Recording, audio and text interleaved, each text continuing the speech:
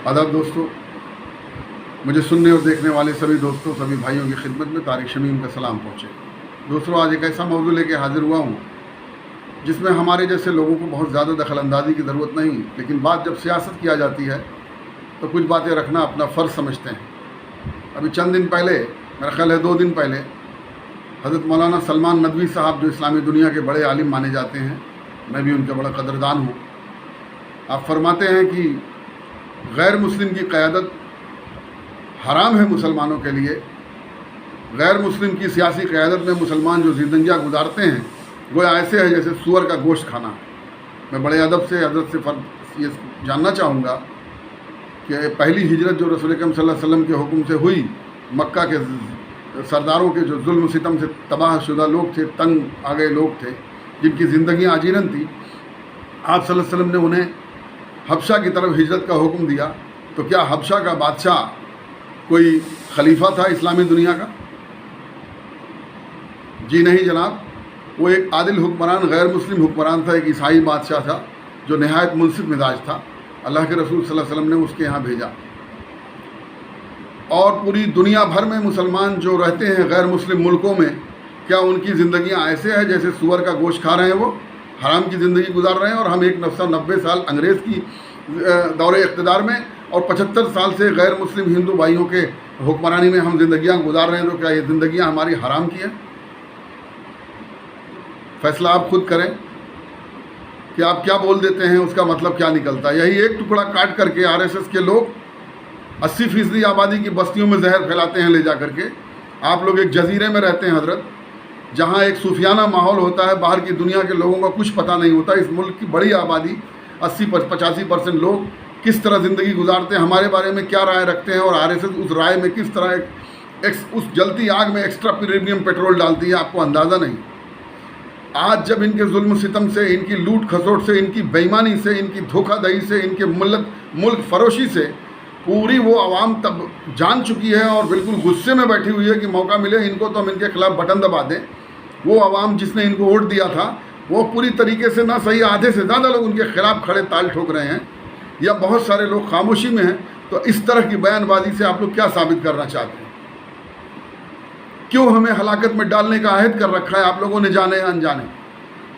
हर वक्त आप खिलाफत के मोड में रहते हैं। 75 मुसलमानों के मुल्क हैं, 54-56 मुल्क हैं, जाकर के आप वहाँ खिलाफत क्यों नहीं कायम कर देते? 9 मज़हब के मानने वाले मुल्क हिंदुस्तान में हम सारे लोग एक बैलेंस के निज़ाम में, बैलेंस के संविधान के दायरे में रहते हैं। और मैं अपने मुल्लत के तमाम नौजवानों से कहना चाहता हूँ कि 1947 से मेरे भाई आपको कौन सा ऐसा हक मिला जो किसी मुस्लिम मुल्क में मिल सकता था? ऐसा कौन सा हक आपको नहीं मिला जो इस मुल्क की गैर मुस्लिम आबादी को, ख़ास तौर से ब्राह्मण बनिया छत्री लाला को मिला और आपको नहीं मिला? यादव कुर्मी कहार लोहार तेतेली बढ़ई बिंदल मिल्ला निषाद को मिला, आपको नहीं मिला। आपका हक बराबर का था। हमारे लीडरान, हमारे मजहबी और सियासी दोनों रहनुमा पिछले 70 साल से 60 साल तक लगातार, प्राइमरी में जो हमने किस्सा पढ़ा था गिलहरी और कौवे की खेती, हिंदी की किताब में, साझा खेती गिलहरी और कौवा मिलके करी, तो गिलहरी अपना काम कर रही थी और ये कौवा जो है उसको अल्लाह ने पंख दे रखा था, वो उड़ उड़ करके कभी इस डाल पर कभी उस डाल पर। और जब गिलहरी कहती थी कि आओ 5 साल तक धरना, प्रदर्शन, आंदोलन और तमाम कौमों के मजलूमों का हम साथ दें, तो ये अपना कभी कहीं लोक दल में, कहीं सपा में, कहीं बसपा में, कहीं जनता दल कांग्रेस में, बीजेपी में, बीकेडी में, जनता पार्टी में, न जाने कितनी पार्टियां बनी, उन सारी पार्टियों में एक टेम्परेरी सेटलमेंट ढूंढ रहे थे। और गिलहरी से कह रहे थे तू चल मैं आता हूँ, चुपड़ी रोटी खाता हूँ, हरी डाल पर बैठा हूँ, ठंडा पानी पीता हूँ। तो पी रहे थे घूम घूम के ठंडा पानी उड़ उड़ के। अब वो दौर गुजर गया, तब आफियत तलाश कर रहे थे आप सारे लोग। ऐसा नहीं था कि उस दौर में जगाने वाले लोग नहीं आए। डॉक्टर फरीदी आए, उनके 21 साल बाद डॉक्टर मसूद अरशद खान, उनके हज़ारों लाखों साथी आए, हम भी उन्हीं में से एक साथी थे। कौन ऐसा इदारा था, कौन ऐसा असरी इदारा था, कौन ऐसा मजहबी इदारा था जिस पे हम लोगों ने दरवाज़ा न खटखटाया हो? तो हमारे इदारों के तमाम आप जैसे जिम्मेदारान इन्हीं गैर मुस्लिम लीडरान के जूते में दाल पी रहे थे। तब मिल्लत की क़यादत का ख्याल नहीं आया। आज जब वक्त गुजर गया तो मिल्लत हराम की ज़िंदगी गुजार रही, क्योंकि अगर उसने किसी ममता बनर्जी को, किसी अखिलेश यादव को, किसी मायावती को, किसी करुणानिधि को वोट दे दिया तो वो हराम की ज़िंदगी हो गई। आपका कोई पॉलिटिकल एजेंडा है, कोई बात नहीं, वो आपका राइट है, आपका हक है, उसका एहतराम करते हैं। लेकिन इसमें मजहबी तड़का ना लगाएं मेरे मोहतरम। और अगर आप ऐसा करते हैं तो आरएसएस की भजबत मंडली जो साधु संतों को ला करके घंटा और घड़ियाल बजाती है, फिर चिल्लाते क्यों आप लोग कि वो जुल्म कर रहे हैं? वो जुल्म सब पे कर रहे हैं, आप उसे हिंदू मुसलमान बांटने में उनकी मदद कर दे रहे हैं कहीं न कहीं। ये गैर आईनी बात आपने कहा है, ये असंवैधानिक बात है, गैर कानूनी है। अपने आप को, पूरी मिल्लत को हलाकत में जानबूझ के आप लोग डालते हैं। मैं आपसे गुस्सा नहीं हो रहा, मेरा बोलने का ये अंदाज इस तरह है, ये दर्द है दिल का, और मेरा नहीं है, करोड़ों करोड़ मुसलमानों का दर्द है। चंद बिलबिलाए नौजवान बच्चे मेरे बेचारे जो हम लोगों के साथ खेले कूदे, हमारे बाद के लड़के थे, अपनों में से अपनी क़यादत मसाइल के हल की बुनियाद पर तमाम कौमों से भाईचारे की सियासत, इसमें ये दूसरा लाइन भूल गए। वो क़यादत का तसव्वुर वो जानते ही नहीं।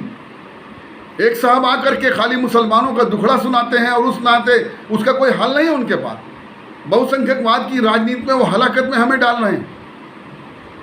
मोदी जी भी 85% पर खेल रहे हैं, ये 15, 18, 20% पर खेल रहे हैं। हिंदुस्तान के अंदर जितनी सियासी कॉन्स्टिट्यूंसीज हैं, उसके अंदर चंद उंगलियों पर गिनी जगहें हैं जो 50+ होंगी, उंगलियों पर भी नहीं गिन सकते, उससे भी कम। तो बाकी के लोग क्या करेंगे? जिस तरीके से पाकिस्तान की तकसीम के बाद पाकिस्तान में मज़े लूट रहे मुसलमानों के गुनाहों की सज़ा भारत का मुसलमान काट रहा है, उसी तरीके से बहुसंख्यकवादी राजनीति करने वाले मुसलमानों के लीडरों की गलतियों की सज़ा भारत का 90% मुसलमान काटेगा, जो अपने इलाकों में आबादी के तनासुब से मजहबी बुनियाद पर मजहबी अक़लियत में रहता है। याद रखें इस बात को। अपनी क़यादत के तसव्वुर से हम कभी पीछे नहीं हटते, आज भी उसी पर खड़े हैं, उसी पर ज़िंदगी गुजार रहे हैं। लेकिन हालात बदलते हैं। इस वक्त के जो हालात मुतालबा हमसे कर रहे हैं कि आज भाजपा जा रही है, जिन्होंने उसे जिताया था वो उसकी लूट खसोट, बेईमानी, धोखाबाजी, मक्र फरेब के जाल को समझ गए हैं। उसमें से आधी से ज़्यादा आबादी जिन्होंने वोट दिया था, उसमें से आधे से ज़्यादा लोग कमर कस के बैठे हैं कि बस मौका मिले। वो सड़कों पर चिल्ला नहीं रहे, खामोशी से मौका मिले, फिर बताएंगे हम इनको 22 के चुनाव में, जनवरी फरवरी में।